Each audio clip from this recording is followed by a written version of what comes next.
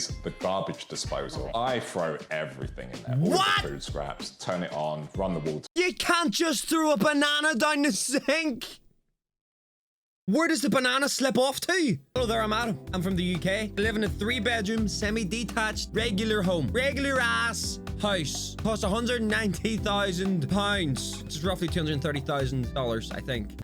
If you want to help me pay the mortgage, please like the video. I see myself as a middle-class regular Joe, but I'm going to assume that the house we see in this video that is from the US is going to make me feel like I would have been riding third class on the Titanic with the rats and rodents, if you catch my drift. Also, ladies and gentlemen, I realize that this isn't the usual content here in the channel, but I'm really interested to see just how you guys are living across the pond, because I know a lot of you guys that are watching me are from across the pond, and I want to see just what the hell you're doing over there, okay? I was serious about liking the video. Please like the video, because it really does help. I've asked you to like the video 3 times in the first, like, minute and a half of the video. You probably don't want to now.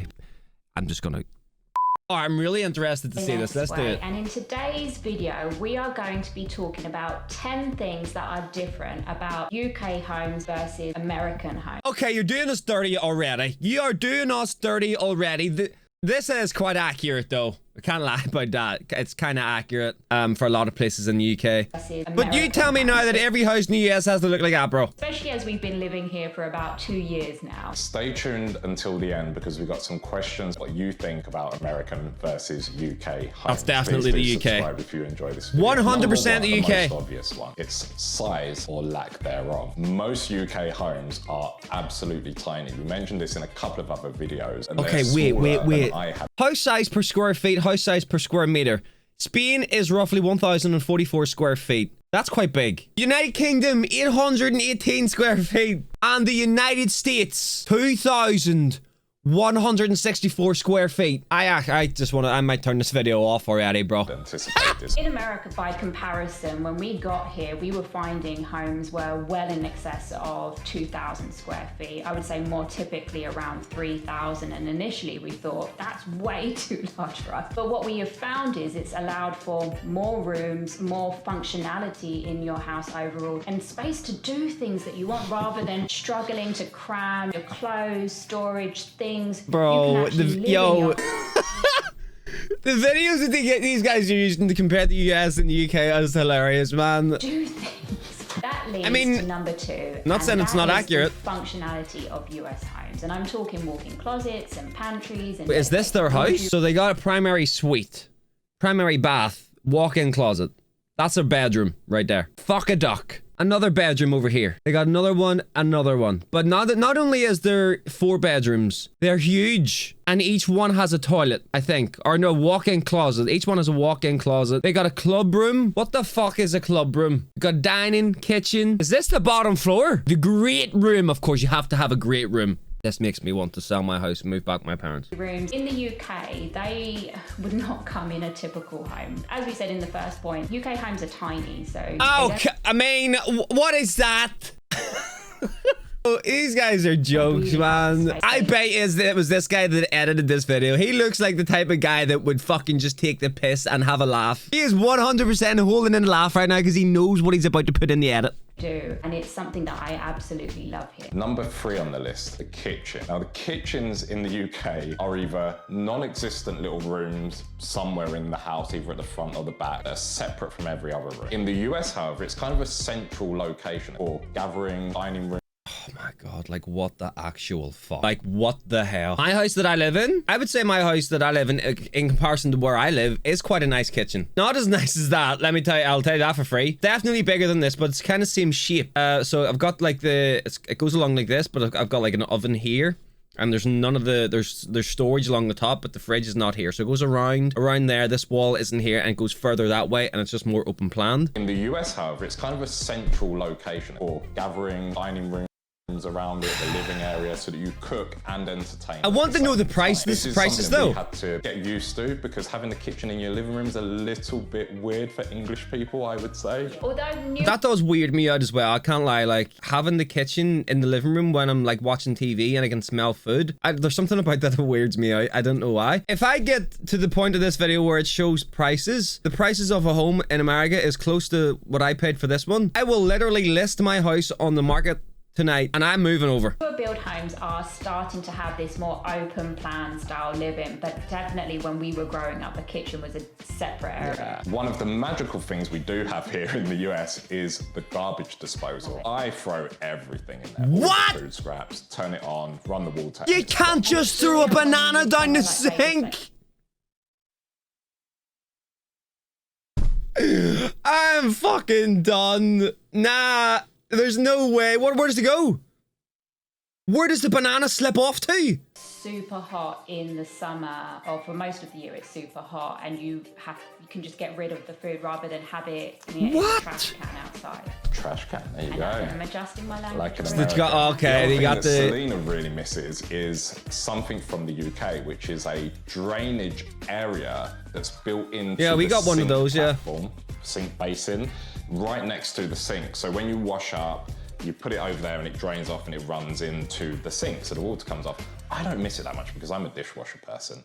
And we have these little drying mats and I find them perfectly fine, but you do mention all the time the drainage. Like that it has that in the UK homes, and if we've got some shots, we'll share that here. And the final thing, which we've mentioned a couple of times, but I think it's really important, pantries.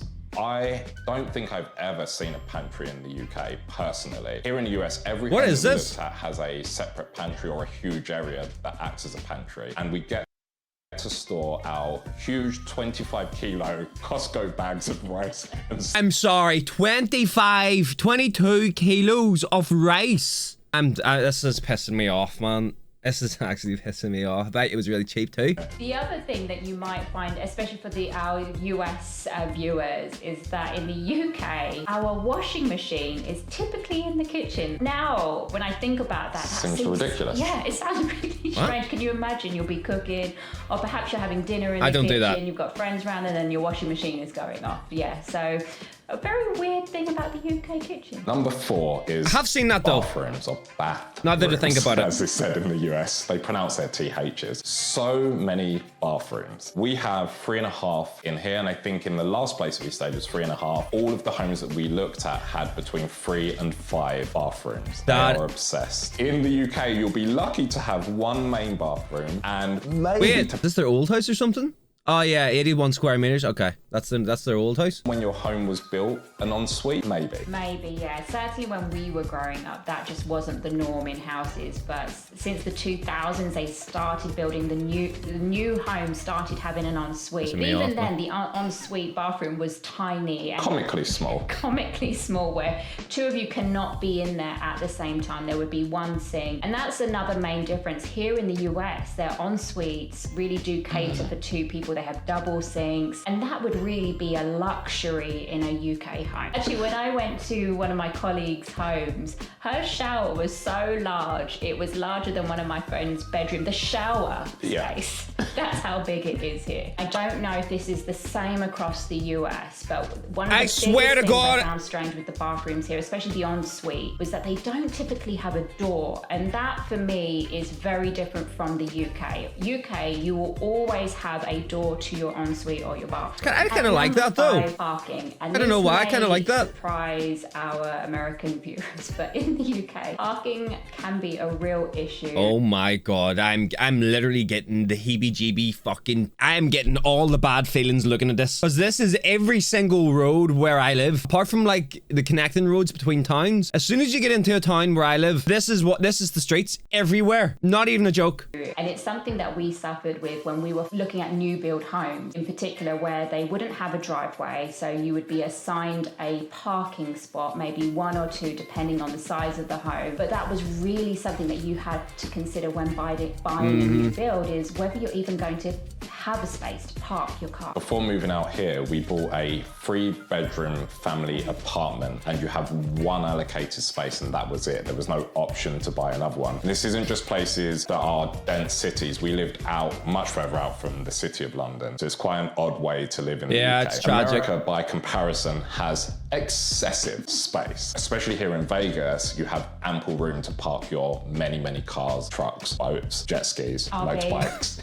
RVs. And number 6 is garages. In the UK, it's kind of a mixed bag. This is crazy. Tended to have... Hey, to you guys watching this right now, if you live in the US, you probably do. Do any of you relate to this video that, you know, can be in comparison to the house you live in?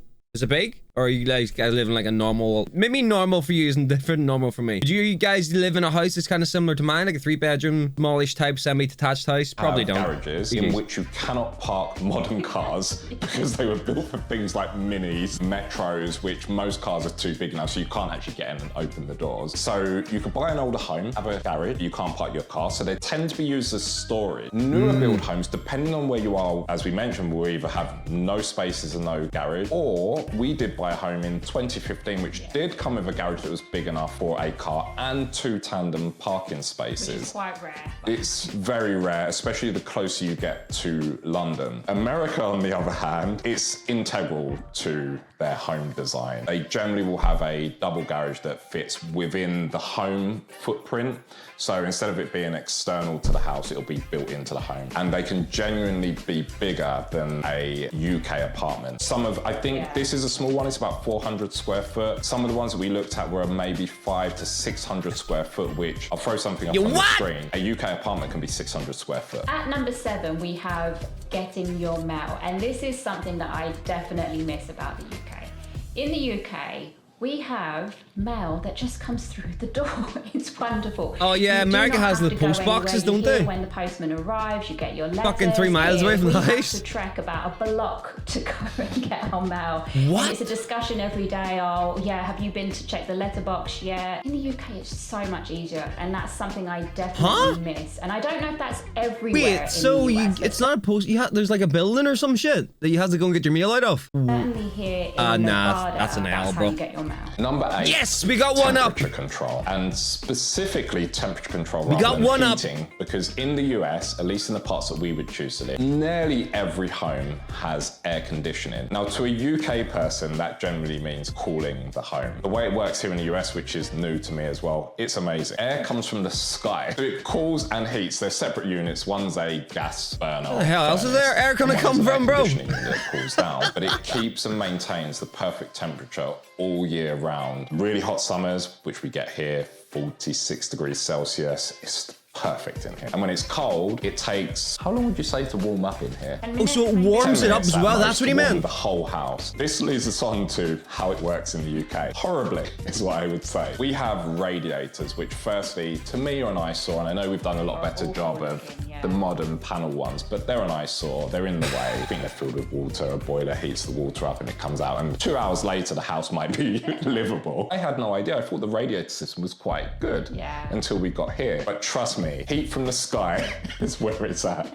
I love it. At number 9, we have gardens versus backyard. In the UK, gardens are like a national treasure for us. I'm going to go ahead and jump the gun already and say that the UK gardens are better. Probably wrong. Green, lots of British people are really into gardening, and sometimes they're disproportionately sized in comparison to the house. So you might have a small house, but then you might have this 100-foot garden with these large orchard trees, whereas here in the US, we're not finding that is as normal. And I get it, it can depend where you are. Yeah. And I've had a few people say to me, why do you call it a backyard and not a garden? Because it's not a garden. There's nothing about our backyard that makes me think of a garden, but it's different. It's a more functional space to put a pool, have your barbecue Is this their garden? set up, play games. So to me, it is a backyard that you just make into whatever you want it to be. Whereas in England, it truly is a garden. Finally, I take it back. You guys win. personally, because we did put out a video that wasn't specifically about this, but we asked the question, and that is hardwood or hard surfaces versus carpet in your home. Now, I'm still torn. I'm quite traditional in the sense of I love carpet. I love carpet on bare feet. Makes a place feel warmer, more cozy. But I have come around to the practicalities of hard flooring. We use luxury vinyl plank, which is a high quality vinyl, but it mimics hardwood. And it's super easy to clean. You can wipe anything up, you can drop stuff on there, and it looks good. It does look really nice. Where I struggle a little bit is we put lots of rugs down in the soft areas. Yeah. So we turn hardwood into carpet just in little spaces, which I think indicates that carpet is the way to go for me. I know lots of people are going to say, no, it's unhygienic. I'm a carpet type of guy. Like, I'm a carpet type of guy, even though in my living room it's wood, but like upstairs and bedrooms and stuff and hallways upstairs is all carpet. There's no carpet downstairs, only carpet up. Best of both worlds, I suppose. It's more practical, obviously, to have wood because, again, like you just said, it's easier to clean. if you're in the living room with a bunch of friends and someone knocks like a table over, not a table, but like knocks into the table and loads of glasses fall and beers all over the carpet, you might as well take a bath with a toaster. American homes, and it was one of the things when we was looking at rentals, was they would have hardwood everywhere, even in the bedrooms. And for me, I do like a bedroom to be cozy with carpet. Nah, no hardwood in the bedrooms. That's an L. A bit like straight away. I've come round, so I get it. I do understand how much more practical hardwood is. It's just, it loses the cozy feeling of the UK. There you have it. 10 things that make US and UK homes different. At the beginning of the video, we did mention that we had some questions for you. So what about the price? For those who have stuck around, thank you. You're getting our viewer retention up. And here are the questions. Question 1. For those of you in the UK, have you or do you currently experience the parking problems? And if you do, how do you deal with it? In particular, those where they have shared parking spaces. So they didn't tell us the price. You know what? That's probably a good thing. Well, ladies and gentlemen, this makes me hate where I live. Brilliant. Thanks, guys. Really appreciate it. If you guys want me to watch more videos about the US and make me feel worse about where I live, like the video, comment down below. Make sure you sub with that bell hit and enjoy your backyard.